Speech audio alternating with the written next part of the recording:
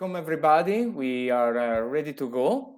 So my name is Mario Passoni, and I'm the head of a conservation awareness project at Friend of the Sea and Friend of the Earth. Today is a pleasure to me to introduce you to this webinar that is called Big Cats Conservation Status and Friend of the Earth Programs, Case Study, Camera Traps and the Snow Leopard. With us we have a very special guest, that is Dr. Sharma, the Executive Director of the Snow Leopard Trust, with which we cooperate, and my colleague Clarissa Puccioni, the Sustainable Campaign Developer at Friend of the Earth.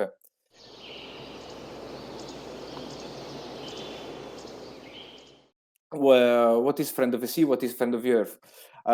First of all, they belong to a bigger society that is called the World Sustainability Organization, and are the two main projects. Friend of the Sea deals mainly with the certification of products from sustainable fisheries and aquaculture.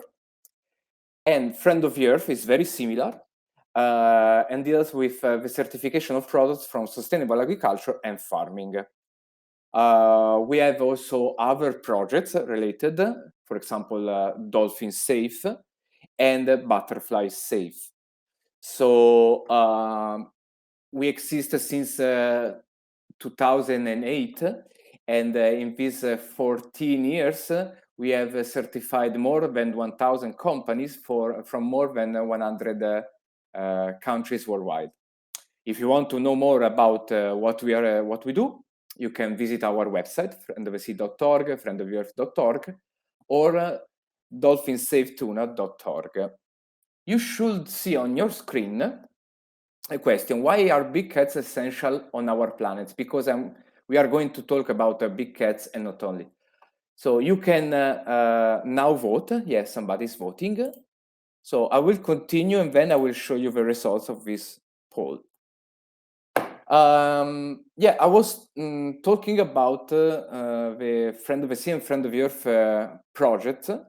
As said, we have both conservation and awareness project all around the world. In this map, you can quickly see where we are based, and the number of the project is increasing, luckily. So we are in different countries, and we have projects about sharks, beach pollution, corals, dolphin and whale watching, and so on. And here we have the projects on the Friend of the Earth. As you can see, we have a lot of projects and a lot to do. So how can we deal with all these projects? Basically, we do not work alone, as you probably have already understood, and we partner with local partners that are experts in some field of activity. For example, today we are going to talk about big cats and the snow leopards in the detail, and actually we are cooperating with experts on snow leopards from the Snow Leopard Trust. So how we deal with all these projects? We help and support and cooperate with local partners spread all around the world. We make fundraising campaigns and so on. Then we can make awareness through press releases, dossiers, reports, interviews, local education, and of course, also webinars. This webinar is a way for us to make awareness, and on our social media through dedicated posts, and invite you to in following our social media channels. And then through sustainability activities. Basically, at Friend of the Sea and Friend of the Earth, we are expert, let's say, in certification. So we have decided to certify the non-profit that are cooperating with us through the respect of some requirements, through an assessment that is called audit, and so on, in order to guarantee to all of you that we are cooperating with the right partners. So before I give the control to my colleague Clarissa, I want to share with you the result of this poll. So the 91% of you has voted the first answer, that is, big cats are essential predators in keeping herbivore populations in balance. One of you has voted they are more important than all the other felines because they are bigger. The right answer is the first one, because big cats are essential predator. And now you can see the results. Okay, so I'll stop share my screen, and I am going to give the control to Clarissa. Okay, so hello to everybody. And as already Mario said, I'm naturalist and I am the responsible or Friend of the Earth projects. One of these is the Save the Big Cats campaign. So Friend of the Earth, they collaborate with the Snow Leopard Trust, the organization engaged in snow leopard research and conservation. And so we are also funding some important activities we are talking after. So, what are big cats? Scientific community is a little bit divided because, for example, cheetah and cougar are not classified as a really big cats due to genetic differences and also for the dimension. So in reality, the real big cats are leopard, jaguar, tiger, lion, and snow leopard. And why are they important? Concerning the previous polls, most of them answers that predators they are essential predators that keep prey populations in balance, under control. And that's true because one of the reasons is that predators keeps in balance the prey-predator cycle. So, for example, if the prey population decreases, also predator population decreases because there is not much food, and the consequence is the prey population increases because there is not a lot of predator, and so on. So this is an important cycle. And there is also a second reason, like for example rhinoceros, elephants. Big cats are important ecosystem engineers. So thanks to the predation, they release carcasses that could be useful for the development of insects under the soil, and they give nutrients for other opportunistic animals, and so they help to maintain a sort of trophic balance in the entire ecosystem. And we arrive at the conservation status because unfortunately, all of them, as you can see, all the big cats populations are decreasing. And for the International Union for Conservation of Nature, except cougar, all of them are on the edge of extinction. So lion, for example, is vulnerable, like snow leopard and cheetah, and so on. There are several reasons.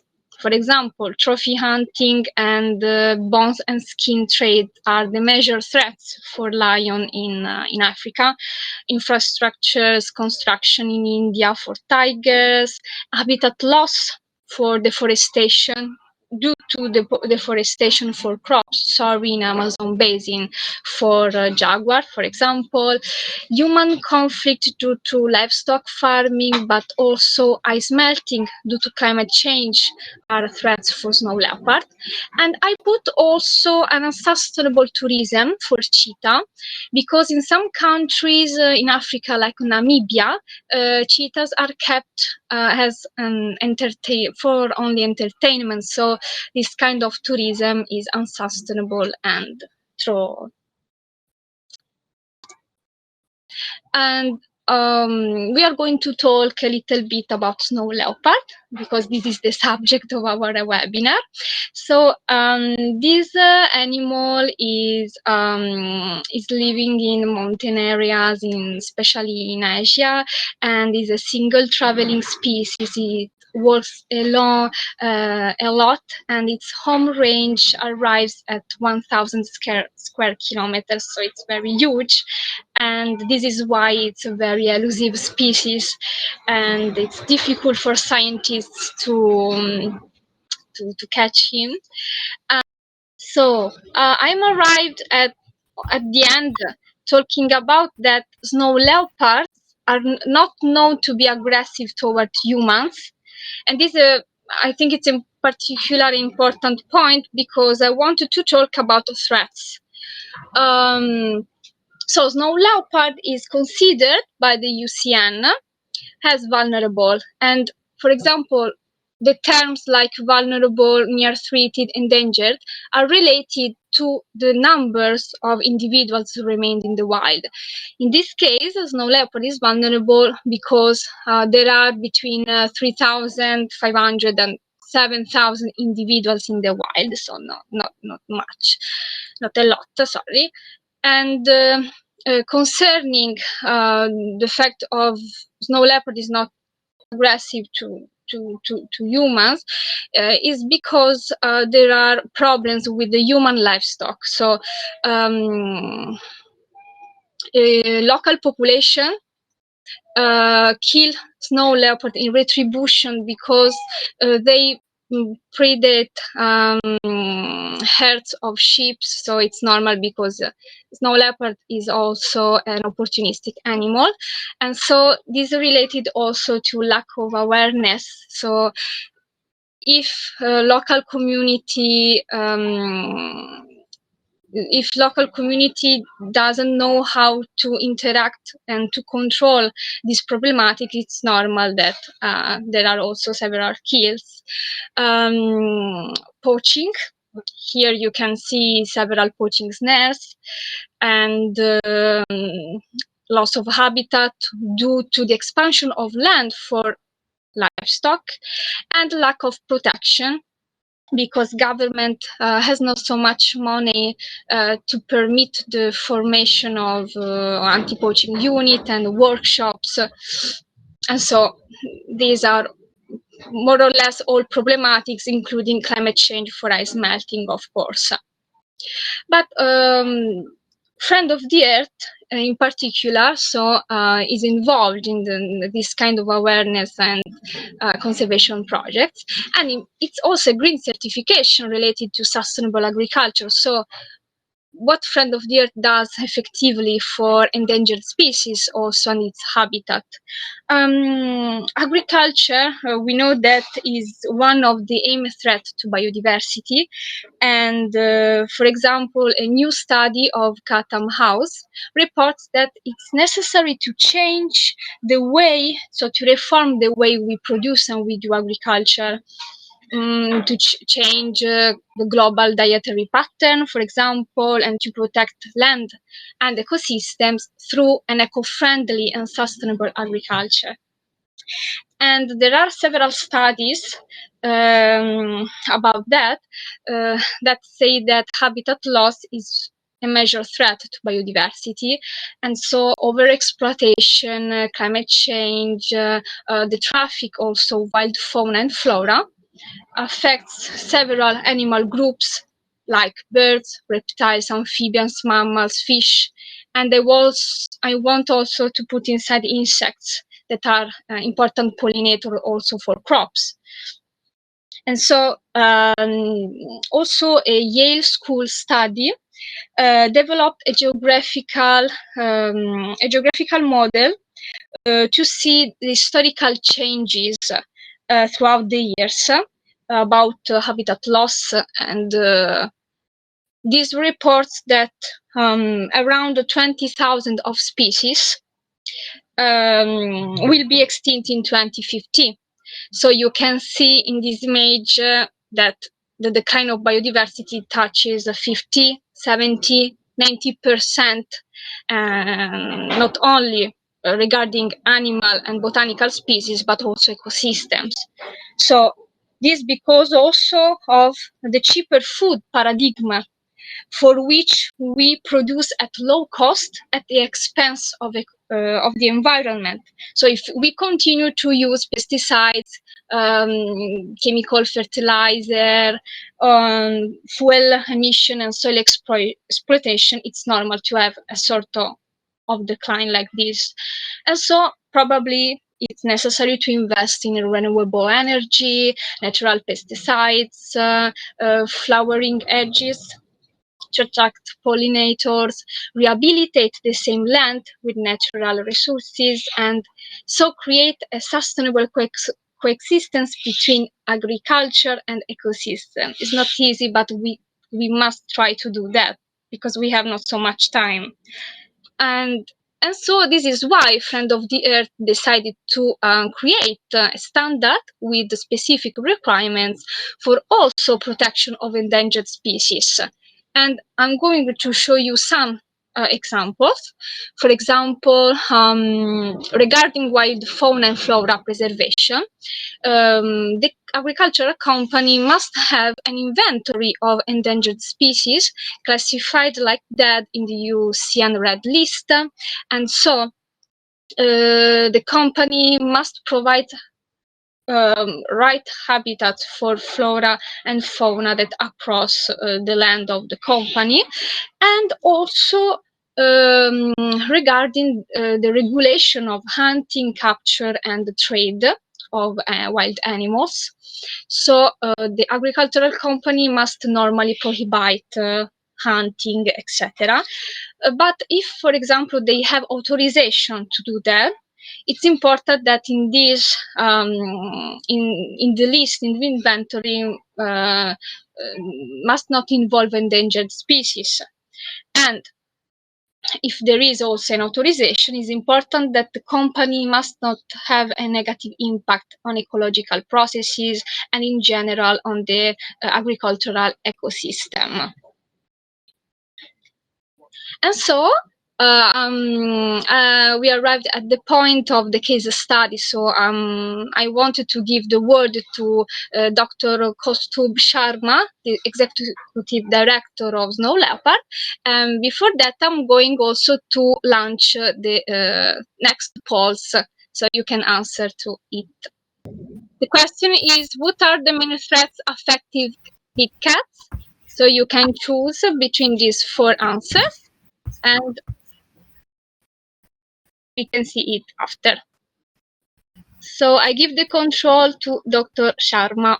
All right. Great. Okay. So good afternoon, everyone, from Almaty in Kazakhstan. This is where I'm traveling right now with my colleague, Dr. Justine Shanti Alexander, who you can see working behind me.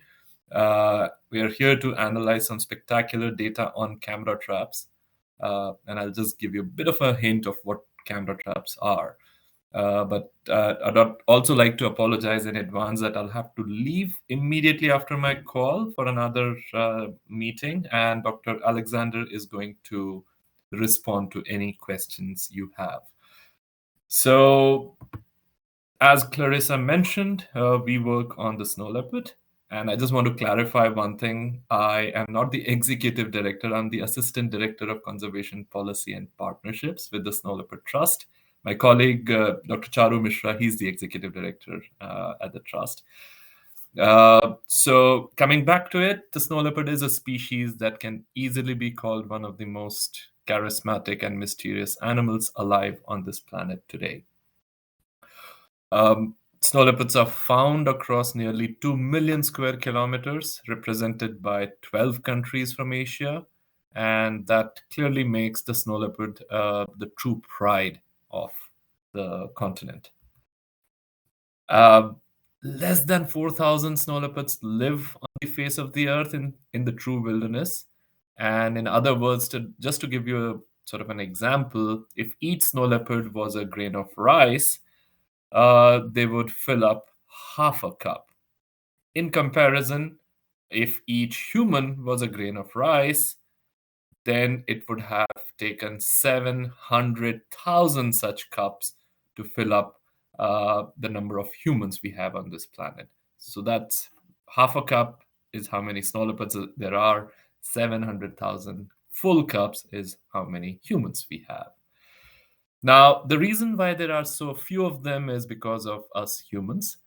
whether it is an angry herder who might retaliate by killing a snow leopard to revenge the loss of his livestock, or some wealthy people who might just put up their skins to show their prosperity, be it illegal wildlife trade driven by the desire for wearing something exotic and stunning, to irreparably destroying habitats for mining, be it the speeding up of roads without sufficient mitigation measures to lead to direct mortality, or our greed and need for infinite growth leading to climate change and the biodiversity loss. The snow leopards, like any other wildlife on this earth, are threatened from extinction, and largely, as you saw, almost all the reasons are human induced. Now, having said that, the snow leopard is not an easy species to conserve. And the reason is because, there are plenty of reasons to that. First one, they have massive ranges that spread across hundreds of square kilometers for each snow leopard. In other words, one snow leopard could be roaming about the entire size of Paris city. That's how big one snow leopard's home range could be. Imagine how many ranges each snow leopard would need to use. Secondly, 1/3 of the world's snow leopards live within 100 kilometers from international borders.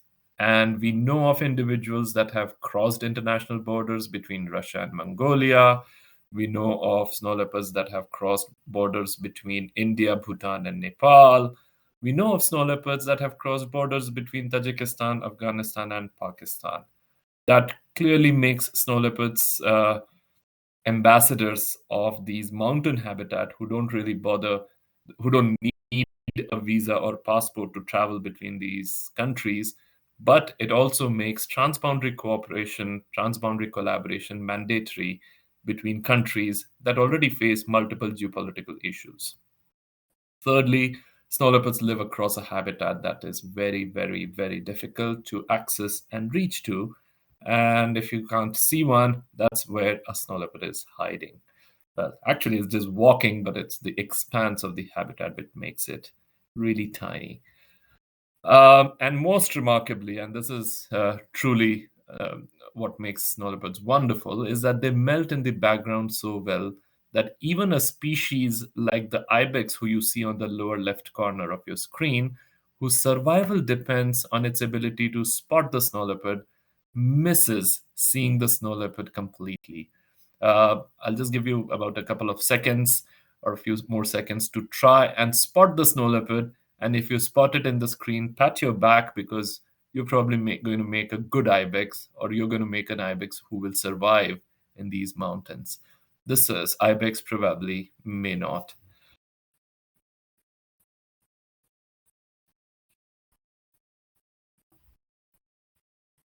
Okay, I'll just move on in the benefit of time. That's where the snow leopard is. And you see the ibex is looking completely in a different direction. Fortunately for the ibex, the snow leopard didn't really attack on this time, so it must have survived. But clearly, not a very smart ibex as of now. But going back to the same image, you see the snow leopards completely melt in the background. Now, what do we do to study such a mythical and a magical species such as a snow leopard? We use minions who don't complain when it gets freezing cold or snowy, minions who can stay up for months at end recording information for us, minions who are out there just to do what you ask them to do, absolutely without complaining. And no, our minions are not these funny little creatures. These are our minions. In our case, our minions are the camera traps, which can endure temperatures from minus 40 degrees to plus 40 degrees. They can last for 6 months to a year without having to change their batteries. They can take hundreds of thousands of pictures without one having to come and replace their cards. And they can easily survive an avalanche or a landslide. Even there have been times where we found them in water for many months, and they've still been working. So these are the minions who really help us. These are the camera traps that I was talking about. These camera traps not only provide us with spectacular photos of an otherwise invisible species, as was in this case taken by a friend of ours, Wizard Larry, or they also help us estimate where they are and how many they are. How do we do that? Each snow leopard is unique in having a characteristic pattern on their skin. With these patterns, we can name them as individuals. You can name them Ronaldo. You can name them Leonardo DiCaprio. You can name them as Jessica Alba or whatever. Each of them will have their unique patterns. And the snow leopards are identifiable as individuals. These are like QR codes. So you can use images, multiple images of snow leopards from multiple cameras, and they can help you find which snow leopard has been photographed on multiple cameras repeatedly or not. And it can be done not just within a year, but even across multiple years at a time. We have some camera traps who are recording some snow leopards, like one of them we know as Hero Mother. We've been photographing her for 7 years in a row, and we know how she's surviving. We know when she has cubs and so on. We've also learned an insane amount about snow leopards with these camera traps. In fact, camera traps have become a very popular mode of studying wildlife. And as you can see, it's quite evident with a large number of scientific papers based on camera traps, and the number growing almost exponentially in the last few years. But these cameras also have a bit of a problem that they don't record only snow leopards or only the wildlife that you're interested in. They record a lot more than just snow leopards. They record people, they record livestock, they record even a blade of grass at times if the background has a rock which is heated by sun or something else. And that's where technology comes into play. And I'm going to I'm going to that's what leads to bringing artificial intelligence and big corporates interested in snow leopards. And that's where I'm going to put a shameless self-promotion to some extent. This is a video of an advertising campaign that Microsoft did in 2019 based on a product development in collaboration with the Snow Leopard Trust. And let me just play the video. I hope you can hear the audio. Oops.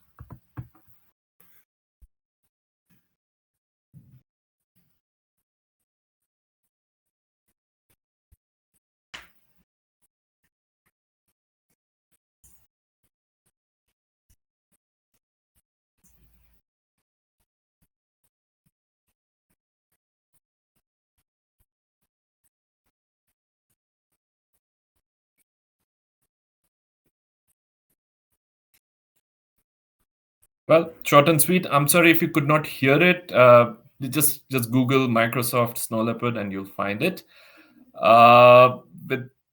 that, I'd like to stop here. That was a brief intro into the world of camera traps and how they are how they're helping us understand snow leopards better.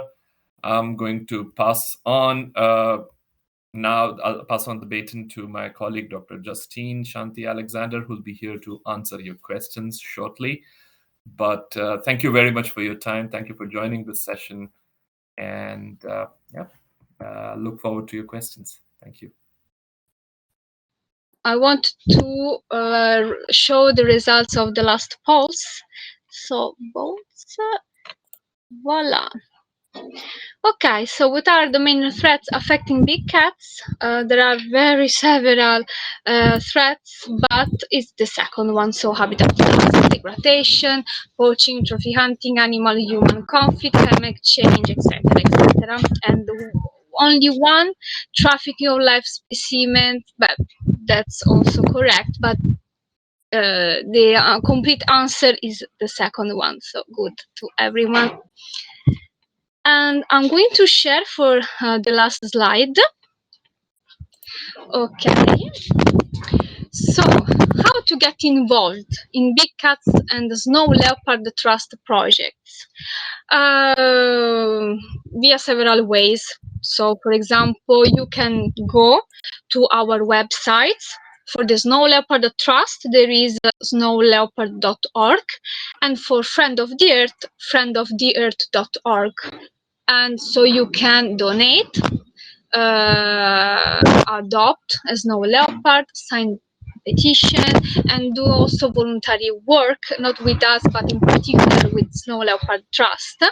And so in this way, money you give us go to several conservation activities related to this species and also other big cats.